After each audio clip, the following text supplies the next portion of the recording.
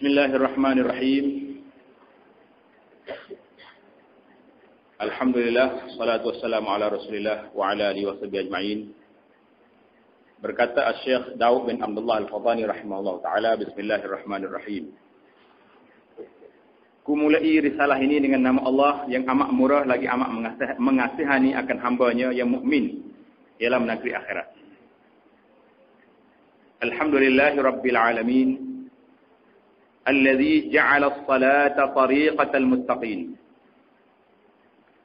Segala puji bagi Allah, Tuhan sekalian alam. Tuhan yang menjadikan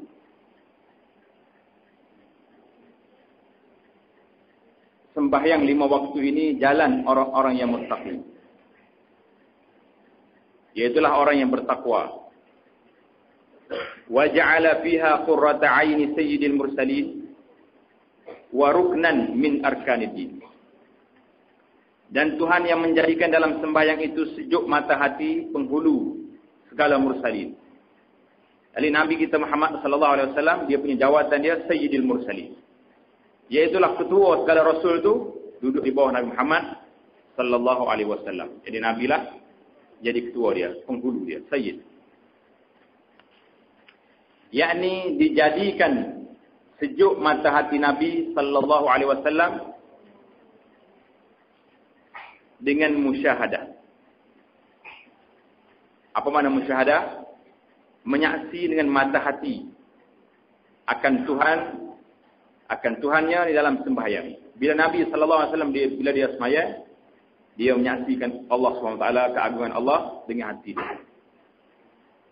Inilah sepatutnya bila kita sembahyang, mesti kita tahu Allah SWT berada di hadapan kita.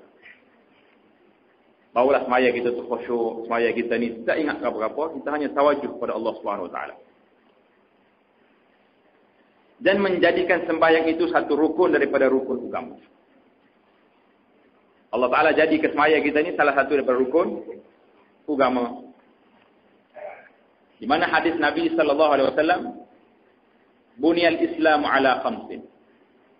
Syahadati an la ilaha illallah wa anna Muhammadar Rasulullah wa iqamis salah wa ita'iz zakah wal haji wa shaumi Ramadan. Muttafaqun alaih. Maksudnya Islam itu dibina di atas 5 rukun. Yang pertama mengucap syahadah la ilaha illallah Muhammadur Rasulullah. Yang kedua mendirikan sembahyang. Itulah maksud kata muallif. Allah Ta'ala menjadikan sembahyang itu satu rukun daripada rukun agama. Inilah dalilnya hadis Nabi yang sebut Islam itu dibina di atas 5 rukun. Mengucap, yang kedua mendirikan salat, sembahyang, mengeluarkan zakat, menunaikan haji dan berpuasa di bulan Ramadan. Itulah rukun Islam yang mesti dilaksanakan. Wa ja'ala fiha jannatal 'ajilah lil muhibbin wa ma'din asraril 'ashiqin. Dan menjadikan padanya, pada sembahyang itu dapat lazat manis khidmat sembahyang. Orang yang sembahyang sungguh khusyuk pada Allah, dia akan rasa nikmat sembahyang. Dia akan rasa manis. Dia akan rasa sedap sembahyang. Tak sembahyang itu tak sedap. Yang menempati syurga yang disegerakan dalam dunia.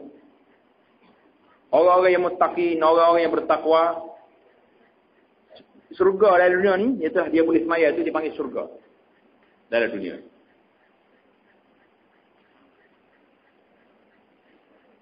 Bagi segala hamba-Nya yang muhibbin, yang mengasihi, yang mencintai Allah SWT. Orang yang muhibbin, orang yang sayang kepada Allah SWT, dia boleh semaya itu, dia serah supaya duduk di surga itu. Nikmat, lazat munajat dengan Allah SWT. Sebab kita semaya ni, kita berhubung direct dengan Allah SWT. Kita kecek terus dengan Tuhan. Betul-betul Nabi kata sallallahu alaihi wasallam, tempat yang paling hampir sekali manusia dengan Allah, iaitulah waktu dia sujud. Karena sujud ni kita telah letak dahi kita, muka kita di atas tempat kita pijak. Tempat tapak kaki kita pijak, di situlah kita letak muka kita. Anggota manusia yang mungkin ke muka tu tempat yang paling mulia. Tiba-tiba tempat yang mulia ni kita letak muka kita di atas tapak kaki, tempat sujud. Nabi kata sallallahu alaihi wasallam, aqrabu ma yakun al-'abd. Hamba yang paling waktu yang paling hampir seorang manusia dengan Allah, waktu dia sujud. Nabi kata, mu pilihlah doa yang mu nak minta gapo-gapo pada Allah waktu mu sujud. Faqaminun an yustajab. Mana harapan untuk diterima doa waktu itu sangat tinggi. Dan tempat galian. Tempat galian tu tak tulis yang menjadi sumber. Tempat galian yang menjadi sumber segala rahsia bagai tajalli. Bagai tajalli maknanya berbagai-bagai jenis penzahiran tanda-tanda kebesaran. Itu mana tajalli. Tajalli makna dia penzahiran tanda-tanda kebesaran Allah bagi orang-orang yang asyiqin. Siapa dia golongan asyiqin? Orang yang rindu, mereka itu akan mahbubnya, akan kekasihnya. Bahasa yang diguna oleh Syekh Daud rahimahullah ta'ala sangat tinggi. Dia guna seorang hamba dalam semaya dia, hubungnya dia dengan Allah SWT. Ia telah sekolah seorang hamba, seorang kekasih yang sangat merindui, asyik, merindui kepada kekasih dia. Jadi dia selalu teringat, selalu rindu nak jumpa sama-sama. Itu contoh yang dibuat.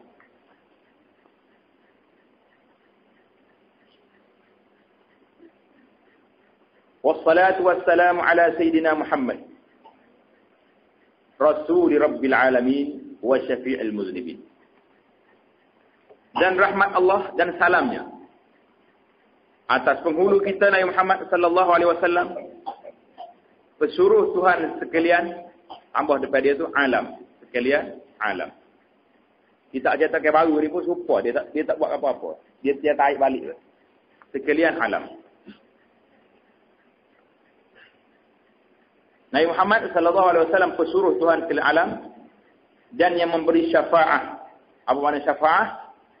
Pertolongan, bantuan, itu makna syafaat. Nabi kita ni pertolongan, beri bantuan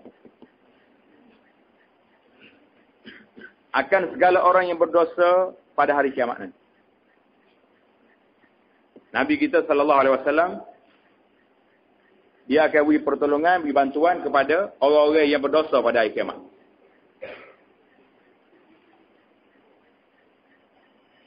Al-Imam Al-Bukhari rahimahullah ta'ala dia cerita hadis Asy-Syafa'ah dalam kitab As-Sahih, Sahih Al-Bukhari. Terjemahan hadiahnya, sesungguhnya matahari begitu hampir dengan manusia pada hari kiamat. Pada hari kiamat matahari ini hampir atas kepala manusia. Sehingga peluh mereka sampai ke pertengahan telinga. Ada setengah manusia ni peluh dia sampai ke telinga. Duk manduk berenang dalam peluh. Lalu ketika mereka berada dalam keadaan tersebut, mereka memohon bantuan dengan Nabi Adam AS. Berlarak pergi cari siapa dia yang boleh menyelesaikan masalah. Sehinggalah dia jumpa dengan Nabi Adam AS. Ada kata dia tak boleh tolong, tak boleh nak beri bantuan. Kemudian mereka berjalan pula bertemu dengan Nabi Allah Ibrahim AS. Nabi Ibrahim juga minta uzur, tak boleh nak tolong. Kemudian minta tolong dengan Nabi Musa AS. Musa pun sama juga, tak dapat beri pertolongan. Kemudian dengan Nabi Isa AS. Nabi Isa minta maaf, tak boleh tolong. Kemudian mereka ini bertemu dengan Nabi Muhammad sallallahu alaihi wasallam. Minta bantuan, isfa' lana. Ya Muhammad, berilah bantuan pada kami. Apabila sampai kepada Nabi Muhammad sallallahu alaihi wasallam, baginda sujud di bawah aras. Nabi mengatakan, ana laha. Akulah orang yang boleh menyelesaikan masalah kamu pada hari ini. Semalam kita cerita dah bagaimana Rasulullah sallallahu alaihi wasallam simpan dakwah doa dia yang mustajab itu untuk menyelesaikan masalah umat pada hari kiamat. Bila Nabi kita sujud, Nabi kita baginda minta kuasa syafaat untuk menyelesaikan masalah umat manusia. Bila demikian, Allah Ta'ala raya, ya Muhammad irfa' ra'sak wasal tu'ta washfa' tushfa. Ya Muhammad, angkat kepalamu daripada sujud. Wasal tu'ta, minta apa kamu nak hari ni. Allah Ta'ala akan tunaikan. Itulah Nabi sallallahu alaihi wasallam, aku simpan doa yang mustajab aku ni pada hari kiamat esok. Untuk nak menyelesaikan, nak doa masa tu, minta Allah Ta'ala beri kuasa syafaat nak menyelesaikan masalah umat. Sallallahu alaihi wasallam. Kemudian baginda minta kuasa syafaat. Baginda berjalan sehingga kepada pemegang pintu syurga. Nabi kita berjalan sampai pergi pintu syurga. Pada hari itu Allah Subhanahu Wa Taala memberikannya kuasa syafaat yang agung, yang dipuji oleh semua orang yang berada di padang mahsyar. Semua orang puji Nabi sallallahu alaihi wasallam. Kita cerita sikit dalam bab syafaat. Kuasa syafaat yang agung ini Allah Subhanahu Wa Taala khususkan pada Rasulullah, dan telah sabit juga bahawa Rasulullah sallallahu alaihi wasallam mempunyai syafaat yang lain. Iaitulah Rasulullah sallallahu alaihi wasallam beri syafaat untuk ahli syurga agar dapat masuk syurga. Orang syurga tak masuk syurga kecuali setelah Nabi kita buka pintu syurga, baru boleh masuk. Yang kedua, syafaatnya untuk kaum yang sama timbangan amalan baik dan jahat. Orang satu kaum manusia pada hari kiamat, amalan baik dengan jahat sama banyak. Siapa dia yang boleh tarjih? Boleh nak ambil, nak beri pahala tambahan ataupun mana-mana tempat nak suruh berat mana pula. Siapa dia yang boleh beri? Maka diberi syafaat oleh Rasulullah sallallahu alaihi wasallam agar mereka dapat masuk syurga. Mana ada golongan manusia yang sama timbangan amal dia dengan kejahatan dia. Jadi Rasulullah lah orang yang menyelesaikan masalah dia, dia letak ditambah sikit timbangan di atas di sebelah kebaikan.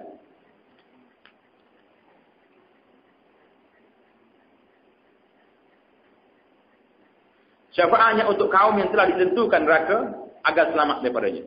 Orang ni masuk neraka dah, Nabi kita minta syafaat, selesaikan masalah. Syafaatnya untuk mengangkat darjah ahli syurga dalam syurga. Minta naik lagi. Orang syurga dah, nak minta naik pakak. Tukar daripada darjah kepada first class umpamanya. Syafaat Nabi sallallahu alaihi wasallam kepada beberapa kaum yang dapat masuk syurga tanpa dihisap dan tidak merasa azab. Ada golongan manusia yang Nabi kita sebut 70,000 orang.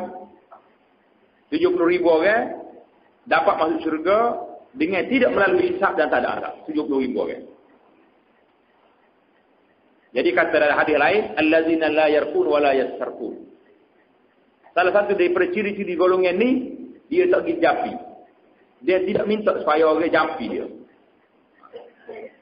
Jadi orang jampi, mengikut dalam hadis ni dia kata, salih masuk syurga tanpa hisab dan tanpa azab. Syafaatnya kepada orang yang melakukan dosa besar daripada umatnya yang telah berada dalam neraka agar keluar daripadanya.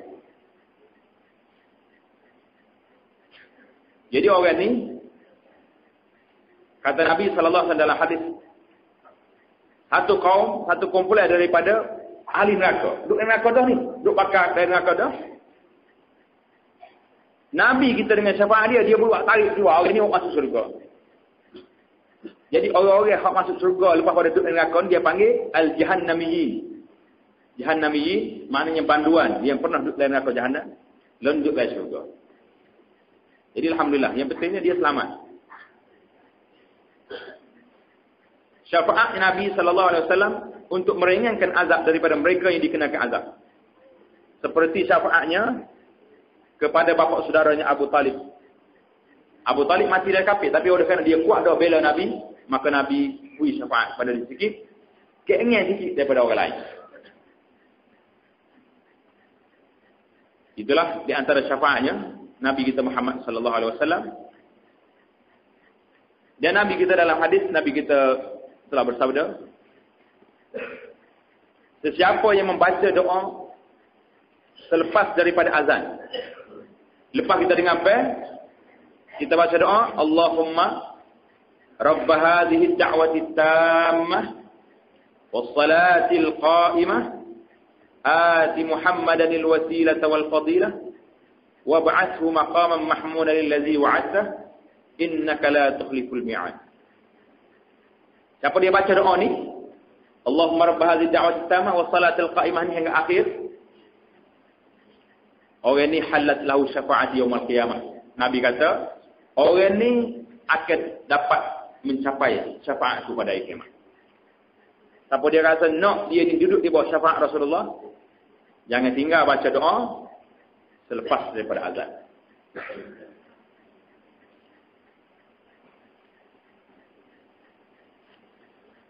Itu syafaat Nabi sallallahu alaihi wasallam.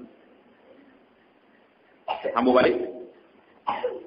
Wa ala alihi wa ashabihi wa itratihi at-tahirin salatan wa salaman daimain ila yaumiddin. Dan di atas segala keluarganya. Siapa ke keluarga Nabi? Menurut Imam An-Nawawi, ulama-ulama berselisih pendapat dalam masalah siapa dia Ali Muhammad. Kita selalu tahu Allahumma salli ala Muhammad wa ala ali Muhammad. Siapa dia Ali Muhammad? Keluarga Nabi itu siapa?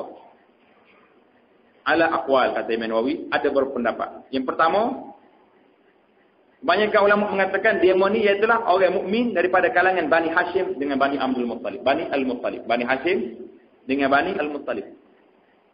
Yang beriman dengan Nabi sallallahu alaihi wasallam. Itulah dia maksudnya al dia. Pendapat yang kedua dia kata aitratihi al-mansubun ilaihi. Semua keturunan yang dinisbahkan kepada Nabi. Yang ketiga kata dia ahlu dini kulli. Iaitulah semua ahli-ahli yang beragama Islam yang mengikut Nabi Muhammad sallallahu alaihi wasallam hingga hari kiamat. Itu termasuk dalam Ali Muhammad. Maknanya Allahumma salli ala Muhammad wa ala ali Muhammad. Siapa dia Ali Muhammad di sini? Tiga pendapat. Yang mengatakan keluarga Nabi Bani Hashim dengan Bani Muttalib, keluarga Nabi daripada ahli rumah dia. Yang mengatakan orang mukmin seluruhnya Ali Muhammad. Termasuk dalam kalangan keluarga Nabi Muhammad sallallahu alaihi wasallam. Itu kata Imam Nawawi, qala al-Azhari. Azhari kata hadzal qaul aqrabuha ila as-shawab. Inilah pendapat yang lebih hampir kepada kebenaran kata dia. Itu perbahasan mengenai Ali Muhammad.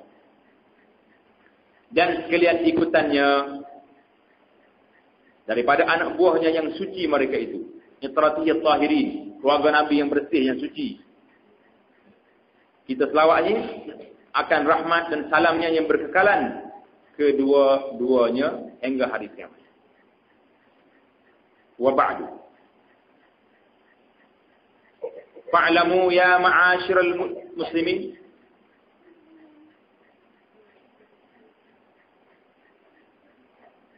wa waffaqana Allah wa iyyakum wa alhamana rushdana wa 'adhana min syarri anfusina. Adapun kemuliaan daripada itu, maka ketahui oleh kamu hai segala orang yang muslimin. Jadi patut kita senggas itu telah memberi faham akan kami dan akan kamu oleh Allah Subhanahu Wa Taala dan mengilhamkan kamu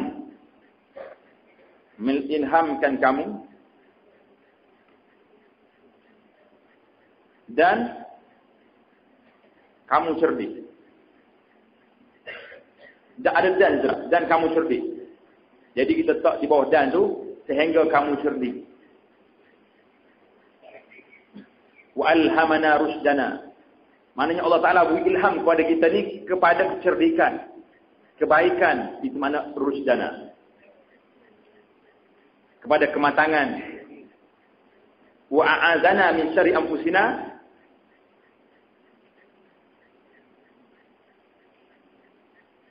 Dan dilindungkan daripada kejahatan diri kita.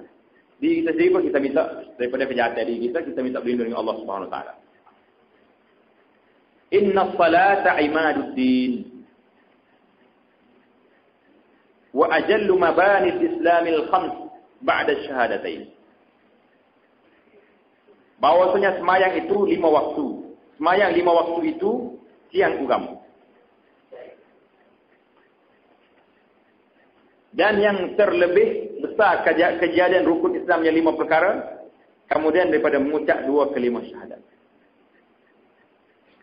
Jadi sekarang ini disebut dalam kitab kita ni, inna salata imaduddin. Semaya itu, iaitulah tiang agama. Apa dia ta'rif semaya? Ta'rif salat tu apa dia? Tulis itu kalau ada kitab. As-salah dari segi bahasanya. Dari segi bahasanya as-salah maknanya ad-du'a. As-salah dengan makna doa. As-salah makna dia doa. Mana dalilnya? Dalilnya firman Allah Taala, "Khudz min amwalihim shadaqatan tutahhiruhum wa tuzakkihim biha wa shalli 'alaihim." Jadi Allah Taala beri perintah kepada Nabi supaya ambil sedekah daripada harta-harta orang yang ada harta, tutahhiruhum biha. Tutahhiruhum wa tuzakkihim biha. Nak bersihkan harta pada zakat, wa shalli 'alaihim. Salli 'alaihim bagaimana bismaya? Maknanya doa pada mereka. Inna salataka sakanun lahum. Dalam hadis Nabi sallallahu alaihi wasallam, Nabi kata, "Idza du'iya ahadukum falyujib." Apabila kamu dijemput, orang kenduri panggil kita pergi makan, hendaklah kita terima jemput dia orang. Jangan tanya, jamu gapo orang panggil pergi. Kalau sedar ke sedar dah. Fa in kana sha'iman falyusalli. Naknya falyusalli di sini. Kalau siang dia puasa, falyusalli. Jangan salah faham, lama kayak Nabi suruh pergi semaya rumah hari tu. Kita pergi rumah dia, hamba tak boleh makan hari ni puasa, mari jadah nak semaya. Lah. Falyusalli di sini bermakna falyad'u. Mungkin doa ke dia. Tak apalah kami doa, minta selamat. Majlis hari ni selamat. Pengantin selamat dia, kita doa pada dia. Wa in kana muftiran falyat'am. Kalau dia tak puasa, dia makan. Maknanya Nabi kita ayat falyusalli, doa pada dia. Itu maksud semaya dari segi lugah. Dari segi bahasanya semaya itu makna dia ad-du'a. Baik. Semaya as-salah, innallaha wa malaikatahu yusalluna 'alan nabi. As-salah ni kalau daripada Allah SWT, dia panggil husnul sanah. Satu pujian yang elok Allah Ta'ala beri pada kita. Semaya, salat daripada Allah kepada hamba dia, maksudnya hamba dia puji. Allah Ta'ala puji hamba-hamba dia. Daripada malaikat, maksudnya doa. Daripada manusia sama manusia, sebagaimana Nabi sebut dalam ayat dalam hadis tadi, falyusalli, maknanya doa juga. Itu dia. Baiklah, dari segi syarak pula. Definisi ataupun ta'rif semaya mengikut syarak apa dia? Iaitulah suatu ibadah kepada Allah Taala yang mengandungi perkataan dan perbuatan yang tertentu. Ada perbuatan, apa dia? Takbir, baca Fatihah, semua tu perkataan. Wa af'al, iaitulah perbuatan. Qiyamnya, rukuk, sujud, tahiyat semua sekali itu perbuatan. Satu ibadat kepada Allah Ta'ala daripada perkataan, perbuatan yang dimulakan dengan takbir dan diakhiri dengan salam. Itu ta'rif semaya. Boleh tulis tak? Jadi semaya ni satu ibadah yang merangkumi perkataan, perbuatan, dimulakan dengan takbir dan disudahi dengan salam. Jadi pasal apa semaya ni? Dinamakan salat. Salat tu pasal apa nama dia salat? Sedangkan salat ni pada dasarnya doa. Kerana jawabnya dalam semaya ni, as-salah, semua dalam semaya kita ni ada doa. Nampak doa? Dia kata mana? Doa baca Fatihah kata. Baca Subhana Rabbiyal Azim. Itu bukan doa, itu tasbih. Kita kena ingat. Doa ada dua. Doa ada dua jenis. Yang pertama dia panggil doa ibadah. Yang kedua doa masalah. Doa ibadah iaitulah doa perbuatan yang kita buat amalan yang sama ada bacaan, sama ada perbuatan yang kita buat, kita minta nak daripada perbuatan kita ni nak pahala daripada Allah SWT. Itu panggil doa ibadah. Pasal itulah kita tak boleh doa kepada benda lain kecuali kepada Allah SWT. Jadi yang kedua doa masalah. Doa masalah itu doa yang kita minta. Contohnya dalam sembahyang, tidak ada kita minta ihdinas siratal mustaqim.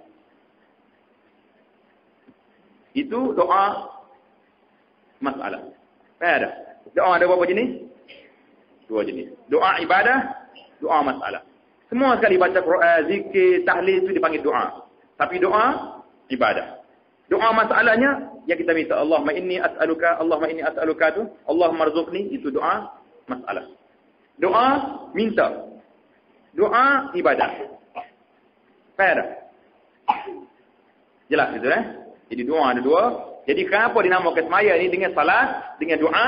Karena semaya, seluruh semayanya merangkumi doa kepada Allah SWT. Sama ada dia ni doa ibadah dengan doa masalah. Jelas.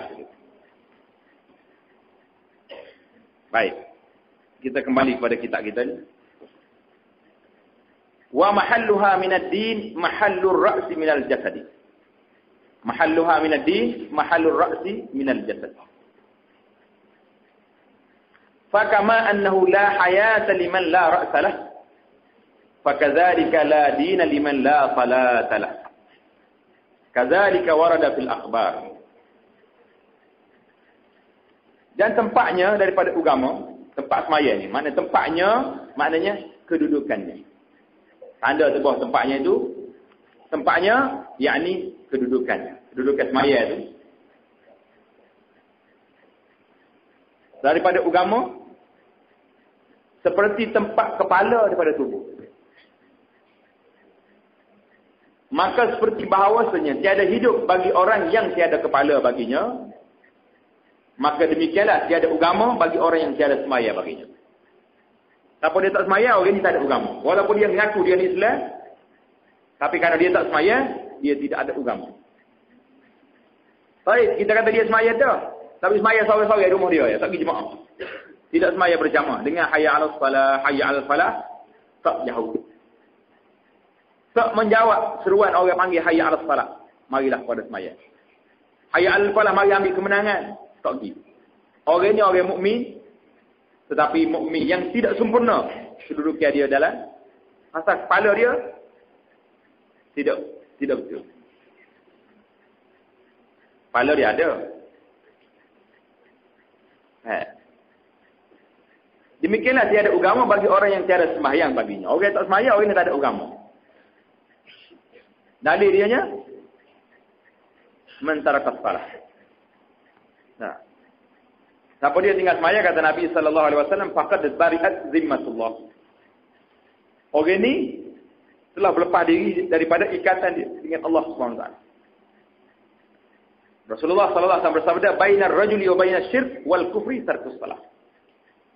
Jarak di antara seorang itu dengan kafir, dengan syirik, iaitulah tinggal semaya. Kalau dia tersemaya, mana orang itu telah masuk dalam sempadan lain, bukan sempadan orang mukmin.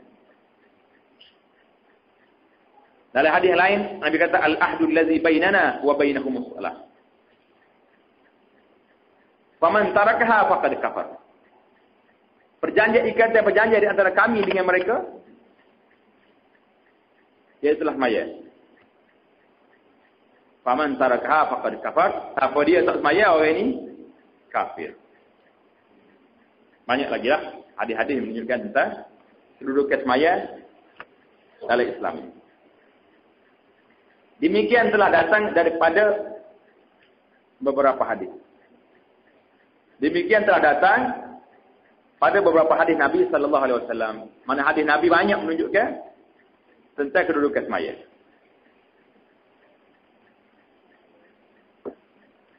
Di antaranya hadis Nabi sallallahu alaihi wasallam, Nabi kita bersabda, "Ra'sul amri al-Islam wa 'amuduhu as-salah wa zirwatu sanamihi al-jihad." Nabi kata kepala agama Islam ni kepala pekerjaan manusia ni, iaitulah Islam. Islam itu mesti kalau dia. Wa amuduhu salat, tiada agama ni, iaitulah semaya. Wa zirwatu sanamili al-jihad, dan tempat yang paling tinggi sekali dalam seorang manusia tu, dalam agama ini, iaitulah jihad fi sabilillah. Itulah kata muallif kita ni. Demikianlah datang pada beberapa hadis Nabi sallallahu alaihi wasallam. Kemudian dia berdoa kepada kita semua. Apa dia kata? Ja'alana Allah wa iyyakum minal muhafizin 'ala shalah. Al-muqimin laha al-khashi'in fiha. Ad-da'imin 'alayha. Fabidzalik amara Allah 'ibadahu al-mu'minin. فبذلك أمر الله عباده المؤمنين في كتابه وبه وصفهم فقال حافظوا على الصلوات والصلاة الوسطى وقوموا لله قانتين.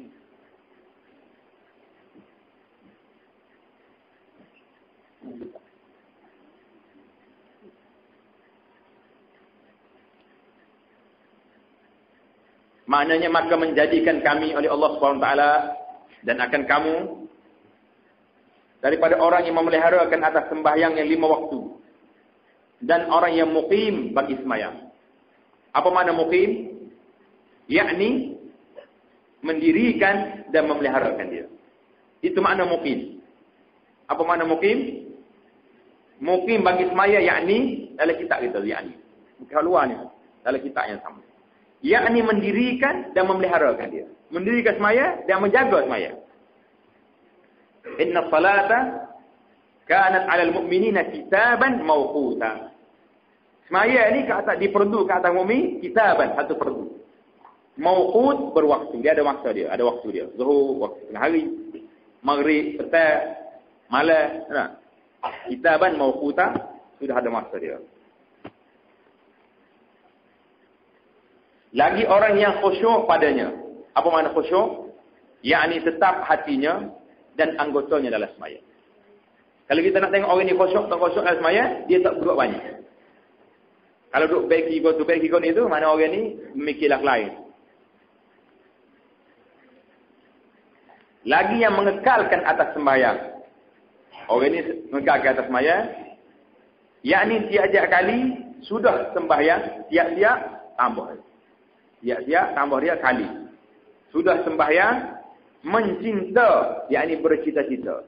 Mencinta, yakni bercita-cita, ia hendak mengerjakan sembahyang keduanya, demikianlah selama-lamanya. Demikianlah selama-lamanya, keadaan orang ni, orang yang khasyik.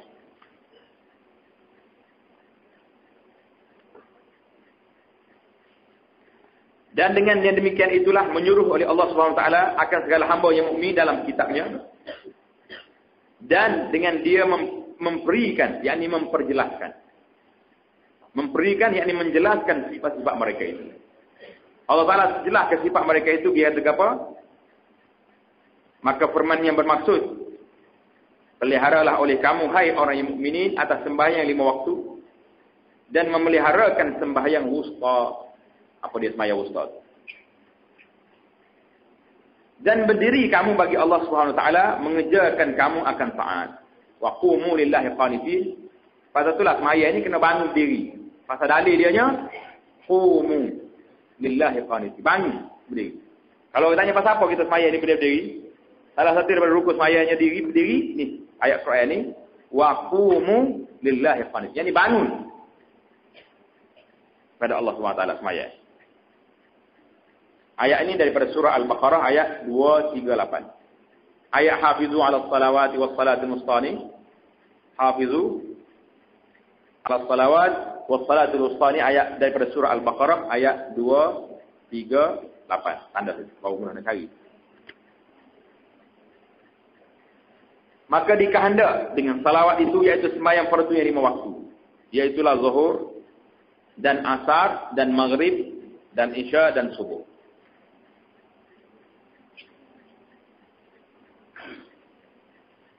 Maka demikian itu ialah sembahyang yang tiada diluluskan. Tiada diluluskan. Apa makna tiada diluluskan? Tiada dibenarkan. Tiada diluluskan maknanya tiada dibenarkan. Mana semaya ni tidak diluluskan. Permohonan yang nak tinggal semaya tak boleh. Tidak dibenarkan akan seorang daripada orang Islam meninggalkan satu daripadanya. Daripada 5 semaya ni. Zuhur, Asar, Maghrib, Isya dan Subuh ni. Tidak ada seorang yang boleh tinggal semaya. Tak diluluskan. Pada satu kelakuan daripada segala kelakuan. Segala apa saja kelakuan. Sehat, tak sehat. Miskin, kaya, susah, senang. Semaya 5 waktu ni wajib kena buat. Itu maksudnya, tiada diluluskan akan seorang daripada orang Islam meninggalkan satu daripadanya. Tak lulus. Maknanya tidak dibenarkan. Itu makna tak lulus.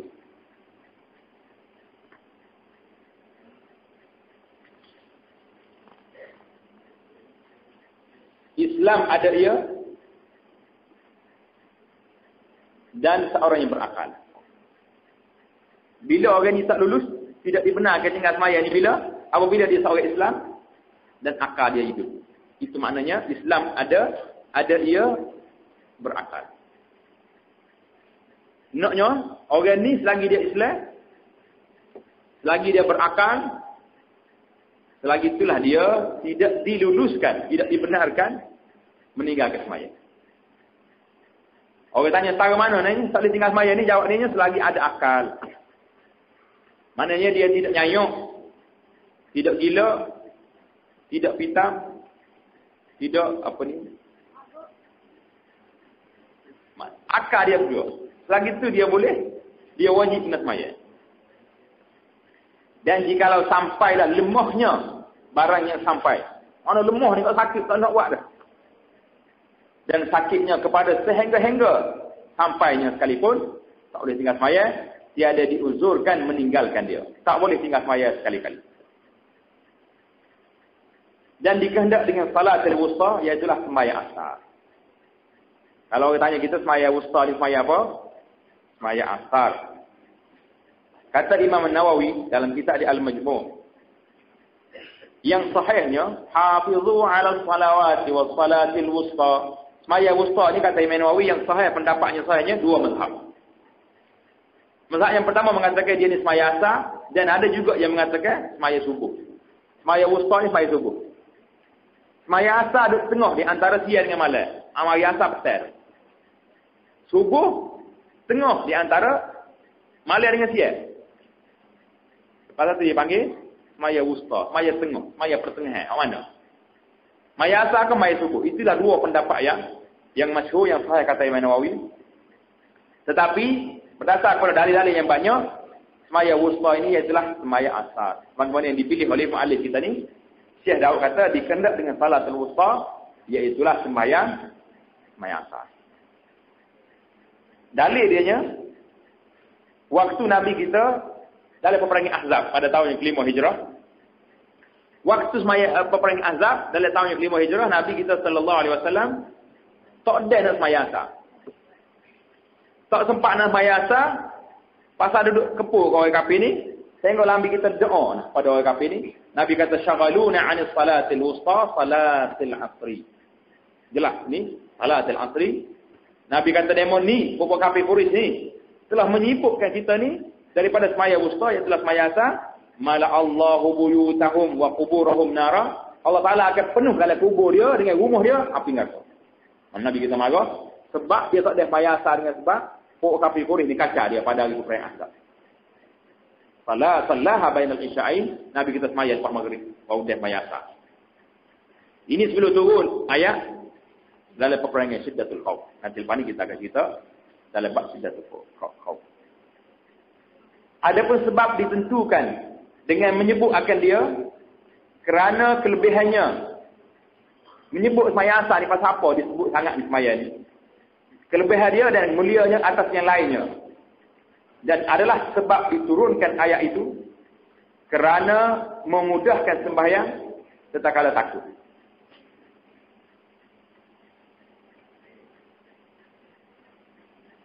Jadi waktu takut, Allah Taala waktu ayat Quran lain pula. Jadi insya-Allah kita, kata Nabi sallallahu alaihi wasallam kelebihan mayatan lagi daripada Ibnu Umar, Rasulullah sallallahu alaihi wasallam bersabda, "Man fatathu salatul asri fa ka'annama wutira ahlahu wa mala. Dengan molek. Hadis ni diriwayat oleh Imam Ahmad dalam Musnad. Hadisnya sahih. Nabi kata siapa dia tak ada semayasa, luput semayasa. Sama ada dia sibuk dengan kerja ke, apa saja ke, tak semayasa, fa ka'annama wutira ahlahu wa mala. Seolah-olah orang ni kehilangan anak dengan bini dia. Hilang anak dengan harta benda, hilang anak bini dengan harta ni. Berat ke tak berat dari segi balanya? Berat. Kita hilang 10 riyal kali, mesti habis kapur cari dah. Jatuh 10 riyal tu. Lagu anak kali habis harta benda hilang. Anak bini kita mati habis. Itulah bandingnya kata Nabi sallallahu alaihi wasallam, beratnya kesalahan tak semayasa. Orang yang meninggal semayasa dengan sengaja ni, seolah-olah orang ni telah kehilangan anak isteri dia, kehilangan harta benda. Hadis riwayat Imam Ahmad dengan sanad yang sahih. Jadi oleh kerana apa ni, insya-Allah taala kita akan sambung pada ni dalam bab maya syiddatul khauf, pasal dia ada hubung kait dengan masalah kita ni. Subhanakallahumma wa bihamdik, asyhadu an la ilaha illa anta astaghfiruka wa atubu ilaik. Subhanakallahumma wa bihamdik, asyhadu